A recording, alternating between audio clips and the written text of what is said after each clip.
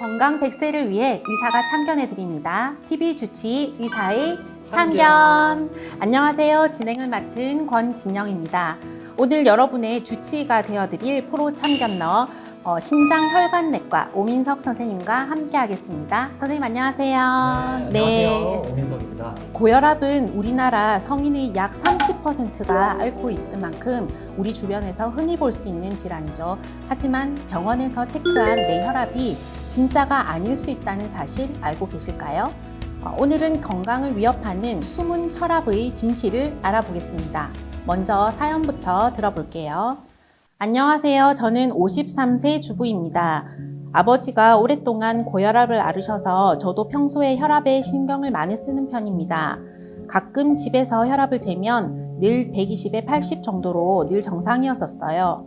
그런데 얼마 전 건강검진을 받으러 병원에 가서 혈압을 쟀더니 수치가 155에 95로 높게 나와서 깜짝 놀랐습니다.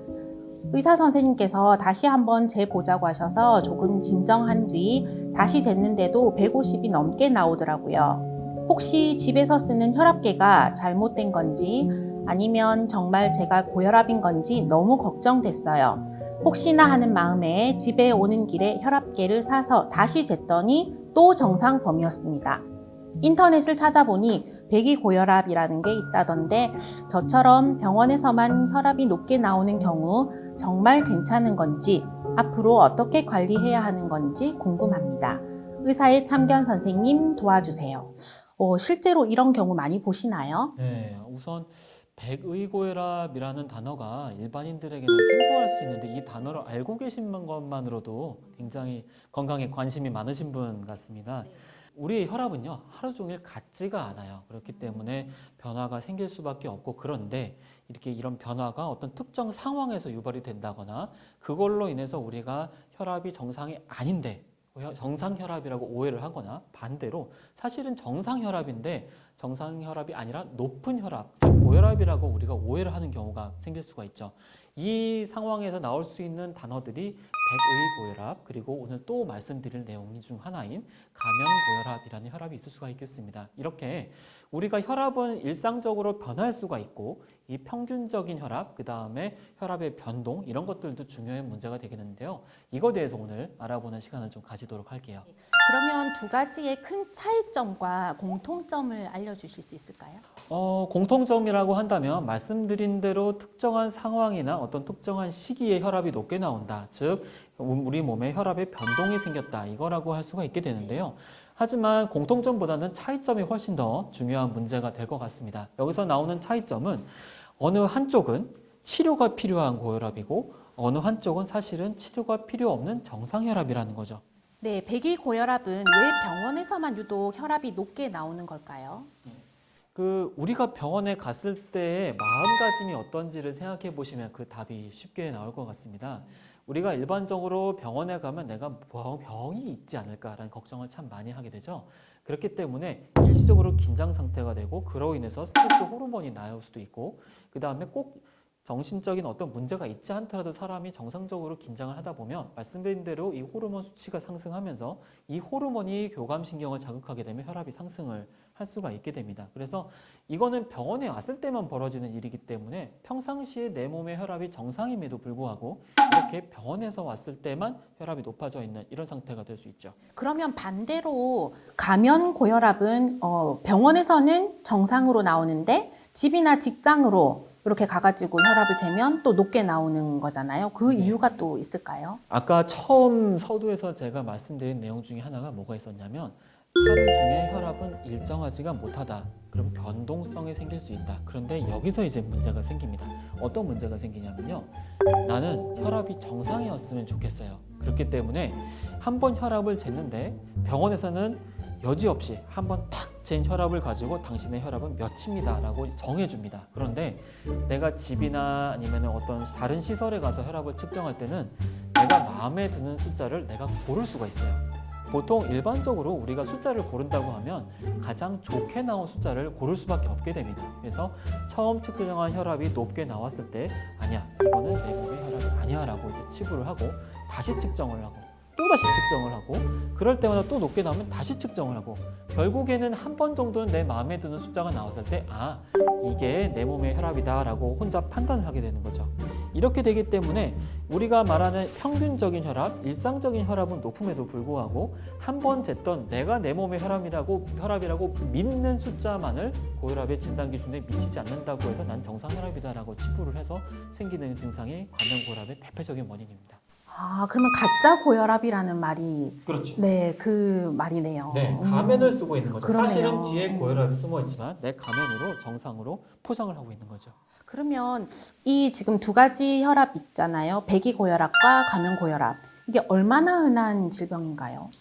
이게 말로도 거짓말을 할 수가 있고 그다음에 어떻게 보면은 병원에서 발견을 하지 못하는 진단이기 때문에 이것을 발견하기가 굉장히 어려워서 연구도 어렵습니다. 그래서 연구를 일부에서 시도를 한 적은 있지만 그때마다 우리가 몇 명 중에 한 명이 이런 증상이 나오냐를 알기가 참 어렵고 연구마다 그 폭도 굉장히 다르게 나와요. 하지만 대충 문득그려 봤을 때 우리가 열의 하나는 우리가 가면고혈압이나 배기고혈압의 형태로 나타날 수 있다. 그냥 간단히 얘기하면 꽤 많은 사람들이 내가 내 몸의 혈압을 잘못 알고 있다. 이렇게 이해하시면 좋을 것 같아요.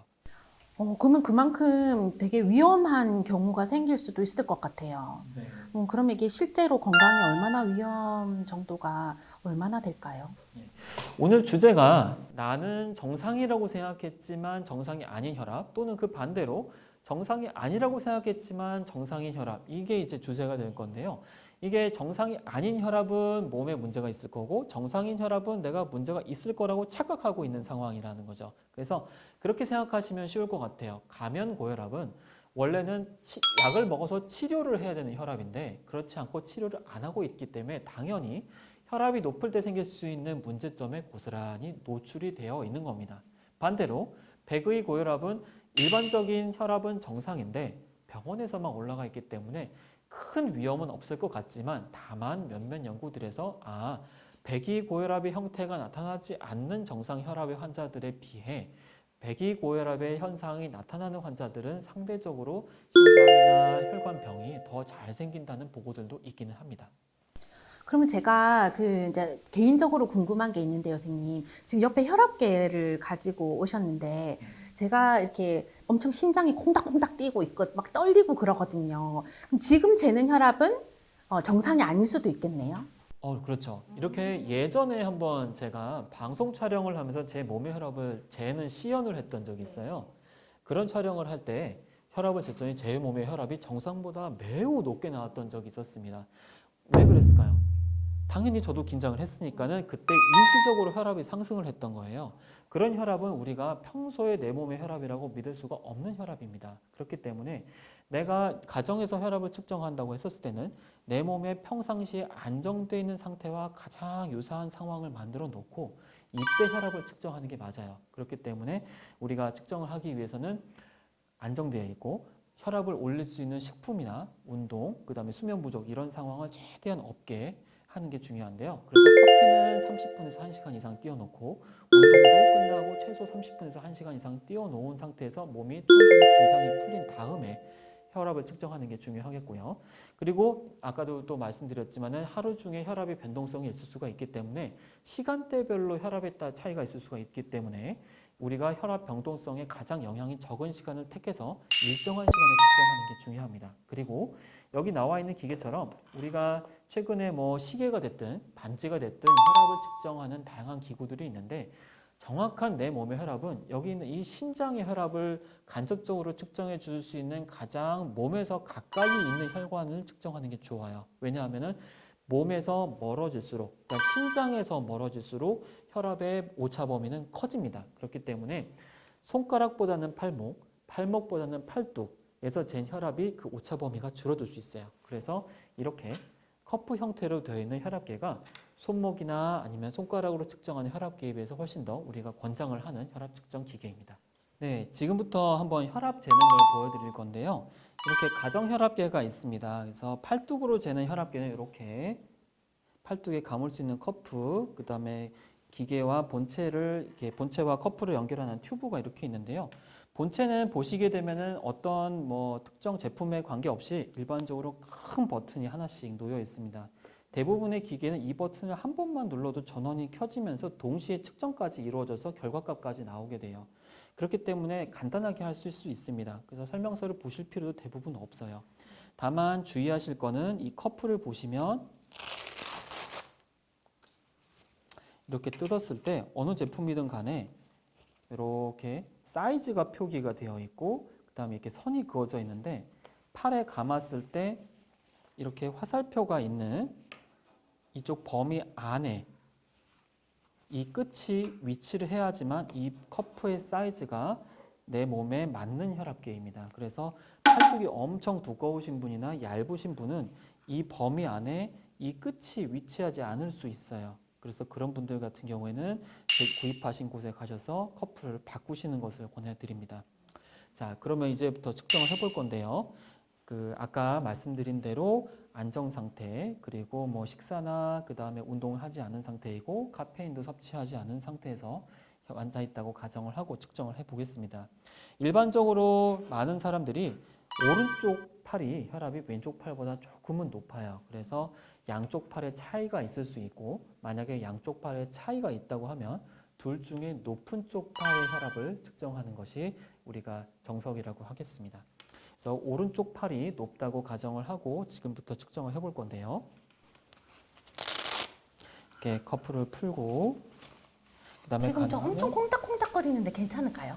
이런 경우에는 지금 촬영 중이기 때문에 저희가 불가피한 부분이 있겠지만 숫자가 너무 높게 나오더라도 시청자분들은 너무 놀라지는 마시고요. 어떤 방식으로 측정하는 거다라고 정도만 이해해 주시면 좋을 것 같습니다. 제가 제일 놀랄 것 같아요. 네. 가능하면은 옷도 얇은 것이 좋아요. 그리고 맨팔인 것이 제일 좋은데 지금은 옷이 있는 상태에서 방법만 보여드리는 그런 식으로 해보겠습니다. 그래서 팔을 넣고 팔꿈치는 편안하게 구부려서 놓고 이 커프가 심장의 높이와 같게 올라가야 되기 때문에 조금 더 위로 올라가서 팔꿈치보다 조금 더 몇 센치 정도 위에 위치를 한 상태에서 감아야 해요. 근데 보시게 되면 여기에 이렇게 표시가 돼 있거나 여기에 또는 영어로 아테리라고 써 있는 경우가 있습니다. 여기가 우리가 팔꿈치에 보면은 이쪽에 동맥이 팔딱팔딱 뛰는 곳이 있을 텐데요. 푹 파인 곳에 이곳에 위치를 하도록 놓고 그 다음에 커프를 감아야 합니다. 그래서 지금처럼 이렇게 감았어요. 감고 나서 일단 돌려보겠습니다. 보시면 아까 얘기했던 M 사이즈라고 하는 부분이 여기까지 올 수 있는데 여기 보시면 이 끝이 이 M 사이즈의 안쪽에 이 범위 안에 들어와 있기 때문에 이 커프는 환자분한테 맞는 사이즈의 커프라고 생각하시면 될 것 같아요. 그래서 높이를 심장 높이까지 높여놓고 팔꿈치는 펴게 되면 이렇게 올라와 있기 때문에 그리고 긴장 상태가 되니까 풀어서 책상에 대어놓고 측정합니다. 그래서 이렇게 된 상태에서 버튼을 한 번만 누르면 전원이 켜지고 측정을 시작하게 되죠. 측정이 끝났습니다. 보시게 되면 이게 점점 여기 공기가 부풀어 오르면서 점점 팔을 조여오다가 맥박을 이제 이 커프 안에 있는 센서가 느낍니다. 그러다가 점점 팔뚝을 조이면 어느 순간 너무 팔이 세게 조여져서 피가 이 사이를 지나갈 수가 없게 돼요. 그래서 그 시기까지 혈압이 높아지게 되면은 점점 바람을 빼면서 다시 맥박을 느낄 수 있는 시점을 얘가 소리를 느끼고 진동을 느껴서 혈압을 측정하는 방식입니다. 그래서 보시게 되면은 굉장히 높게 나왔네요. 역시나 긴장을 많이 하신 것 같습니다. 아니 이거 너무 높은 거 아니에요, 선생님? 말씀드린 대로 이렇게 긴장하는 상황, 이렇게 긴장을 하는 상황은 혈압이 정상이 아닌 걸로 나올 확률이 높아요. 그래서 이렇게 특정 상황에서 나온 혈압을 내 몸의 평소 혈압이라고 믿지 마시라고 아까 말씀을 드렸었죠. 그래서 보시게 되면 숫자가 세 가지가 나옵니다. 그래서 SYS라고 되어 있는 부분은 수축기 혈압, 우리가 흔히 말하는 120에 80 얘기할 때 120에 해당되는 숫자가 될 거고요. 그다음에 DIA 또는 이완기 혈압이라고 써 있는 것은 120에 80 얘기할 때 80에 해당되는 숫자라고 보시면 되고요. 그 다음에 맨 밑에는 맥박수가 나오게 됩니다. 그래서 맥박수도 너무 빠르거나 느린 경우에는 우리가 정상이라고 볼 수가 없어요. 부정맥이 있다든지 아니면 뭐 너무 빈맥이나 선맥의 형태로 나타날 수도 있는데요. 만약에 이 숫자가 일반적으로 60, 50에서 한 100, 110까지를 일반적으로 정상이라고 보는데 이 범위를 벗어난 숫자가 나왔을 때는 병원에 가보시는 것이 좋겠습니다. 네, 이처럼 혈압이 들쭉날쭉할 때 어떤 수치를 기준으로 치료를 결정하실까요?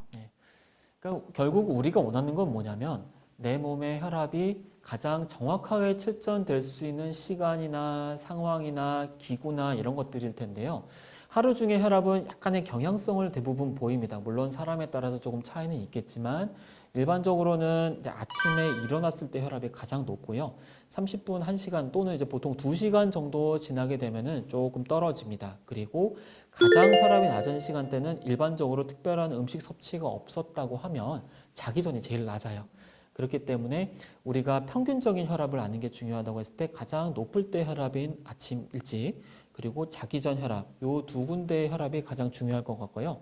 그 둘 중에 하나를 택해야 된다고 하면 아침에 일어나자마자 잰 혈압이 중요하겠습니다. 그런데 무작정 아침에 일어난 것만 중요한 게 아니고요. 이때 가능하면 저희가 학회나 이런 데서 권고하는 내용은 화장실은 다녀와서 속을 다 비우고 그리고 충분한 수면은 이루어져 있고 비교적 짧은 시간, 그러니까는 잠에서 깨고 30분에서 1시간 이내의 시간에 그리고 혈압약을 만약에 드시고 계신다고 하면 약을 드시기 전에 측정을 해서 혈압 측정을 한 것을 기록을 할 때 이것이 아침에 잰 혈압인지 또는 야간에 잰 혈압인지 또는 뭔가 불편함이 있어서 추가적으로 잰 혈압인지를 기록을 해놓는 것이 중요합니다. 그래서 방금 말씀드린 것처럼 야간, 주간 그리고 추가적인 혈압 측정이라는 말씀을 드렸는데 추가적으로 혈압을 측정한다고 하는 것은 우리가 혈압이 잘 조절되지 않을 때 대부분은 증상이 없지만 너무 혈압이 높거나 일시적으로 변동폭이 커지는 경우에는 두근거림이 생긴다든지 뒷골이 땡긴다든지 뭔가 열이 올라온 느낌이 난다든지 이럴 수가 있고요. 반대로 혈압이 너무 낮아지게 되면은 어지럽다든지 너무 기운이 처진다든지 손발이 차다든지 이런 불편한 증상이 나올 수가 있어요. 그렇기 때문에 우리가 혈압 관리를 함에 있어서 3개월에 한 번 또는 6개월에 한 번, 한 달에 한 번 병원에 가서 한 번 재고 나면 한 달 뒤에 다시 병원에 간단 말이에요. 그렇기 때문에 그 사이의 관리는 내 스스로 해야 됩니다. 그렇게 하기 때문에 위해서 우리가 할 수 있는 것은 내 몸의 혈압을 스스로 측정을 해보는 것이 가장 기초적인 작업이라고 할 수가 있어요. 그래서 지금 말씀드린 대로 언제, 어디서, 그리고 어떻게 혈압을 측정하는지를 스스로 잘 알고 계시는 게 큰 도움이 될 것 같습니다. 네, 가면 고혈압이나 배기 고혈압이 의심될 때 반드시 받아야 할 검사가 있다면 어떤 검사가 있을까요? 굉장히 거창한 검사라는 단어가 나와서 이제 걱정도 많이 하실 것 같은데요.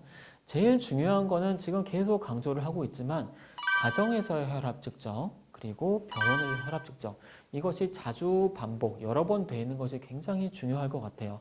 예를 들어서 우리가 어떤 실험을 한다고 했을 때도 한 번 실험한 것과 3번 실험했을 때 그 값을 뭐 합쳤을 때 오차가 줄어들 수밖에 없습니다. 그래서 가면 고혈압이 됐든 배기 고혈압이 됐든 우리가 오해를 하고 있는 혈압이기 때문에 이 혈압의 오해를 줄일 수 있는 가장 시발점은 혈압을 여러 번 측정하는 것이 될 수밖에 없어요.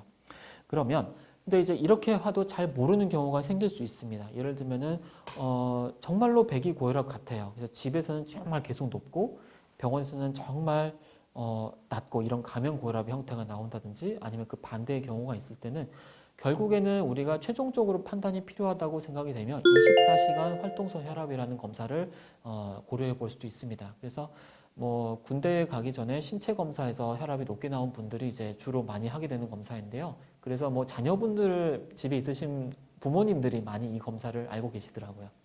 방금 말씀해주신 24시간 활동 혈압 측정이라고 말씀해주셨는데 이게 도대체 뭐고 제가 처음 들어보는 거라 가지고 이게 무엇인지 궁금하고 어떻게 활용되는지 궁금해요.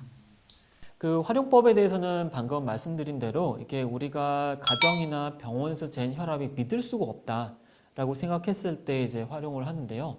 혈압을 최초로 진단을 하거나 아니면은 방금 우리가 주제로 얘기하고 있는 배기고혈압이나 감염고혈압 이런 혈압을 구분을 해내거나 그게 아니면 혈압약을 이미 잘 드시고 계신데도 불구하고 혈압 조절이 뭔가 잘 안 되는 것 같다라는 생각이 들었을 때 검사를 해볼 수가 있게 되는데요.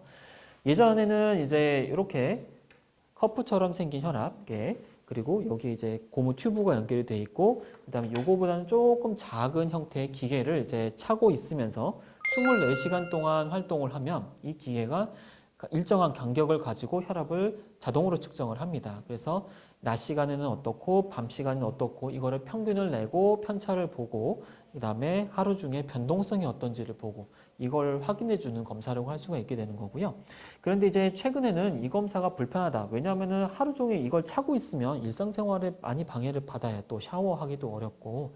그래서 최근에 나온 기계가 이제 반지로 차서 이제 이 반지가 혈압을 측정하는 그런 기계도 나와 있습니다. 그래서 아까 제가 말씀드린 내용 중에 하나가 혈압을 여러 번 측정하면 좋다라는 얘기를 드렸는데 이 기계 같은 경우는 24시간 감고 있으면 하루 동안 약 40번 정도 혈압을 측정을 합니다. 그런가 하면 반지를 차고 있으면 이 기계는 5분마다 혈압을 측정을 해요. 그렇기 때문에 훨씬 더 많은 빈도로 혈압을 측정하죠. 다만 이 기계의 경우는 아까 언급한 대로 팔뚝이 아닌 손끝에서 혈압을 측정하다 보니까 상대적으로 심장에서 멀리 있는 혈관을 측정하기 때문에 그로 인해서 생길 수 있는 오차가 있죠. 그래서 아직은 조금은 둘 중에 어느 것이 더 좋다라고 얘기하기는 어려울 것 같습니다. 두 질환 모두 생활 습관 개선이 중요할 것 같은데요. 구체적으로 어떤 점을 신경을 많이 써야 될까요? 감염고혈압 그리고 배기고혈압 제가 아까 언급했던 단어 중에 하나가 뭐가 있었냐면 현상, 증상 이런 얘기를 몇 번 드렸어요. 진단명이라는 단어보다요. 그래서 배기고혈압도 그렇고 감염고혈압도 그렇고 따지고 보면은 우리가 치료를 필요로 하는 고혈압이냐 아니냐를 진단하는 데 구분하는 단어라기보다는 하나의 현상이라고 이해하시면 좀 더 쉬울 것 같아요. 그래서 치료가 필요한 진단을 숨겨놓은 감염고혈압이냐 또는 사실은 치료가 필요 없는 고혈압을 거꾸로 고혈압으로 포장해 놓았느냐 이거를 구분하는 현상이라고 보시면 될 것 같은데요. 근데 이제 배기고혈압의 경우에는 말씀드린 대로 심리적인 부분이 크게 작용을 하고 근데 이런 분들 중에서 많은 부분은 아니지만 어떻게 보면은 몸의 혈압을 떨어뜨리는 치료가 아니라 마음의 안정을 찾는 치료 즉 내과의 치료가 아니라 정신과적인 치료가 오히려 혈압을 정상화시키는 부분들도 있을 수가 있어요. 그렇다고 해서 병원에서 혈압이 높게 나오는 분들이 무조건 나는 정신과를 가야 되는 환자인 것이냐 이렇게 치부할 일은 아닌 것 같고요. 다만 내 몸에 어떤 정신적인 불편함이 있다는 것을 느끼는 것은 주관적인 부분도 있기 때문에요. 이거는 선생님과 내과 선생님이 됐든 정신과 선생님이 됐든 상의를 해보시고 결정을 해보시면 좋을 것 같습니다. 하지만 반대로 감염고혈압의 경우에는 사실은 고혈압 치료를 받아야 되는 사람이기 때문에 혈압이 높아져 있는 상황이고 그렇다고 하면 더더욱 혈압을 낮출 수 있는 생활습관 개선이 반드시 동반이 필요합니다. 대표적인 게 짠 음식을 피한다든지 그 다음에 운동 안 하시던 분이 규칙적으로 유산소와 무산소 운동을 한다든지 담배를 피우시던 분이 금연을 하신다든지요. 그리고 쉬운 방법, 하지만 가장 어려울 수도 있는 방법이 이제 체중을 감량을 한다든지 하는 방법들이 있겠습니다. 그래서 말씀드린 대로 식이를 조절하고, 그 다음에 담배를 끊고, 그 다음에 또 추가적으로 음주를 하시던 분이 음주를 끊고, 이런 분들이 이런 생활습관 개선에 성공을 할 때마다 일반적으로 수축기 혈압이 5 정도 떨어져요.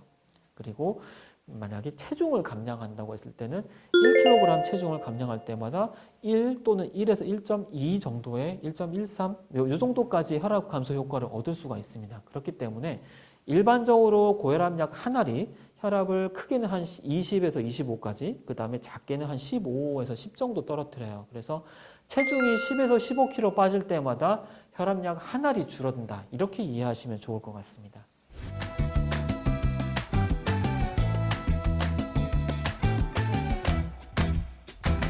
그럼 혈압 변동성이 심한 사람이 장기적으로 이제 관리가 필요할 것 같거든요. 어떤 관리가 필요한지 조언 부탁드릴게요.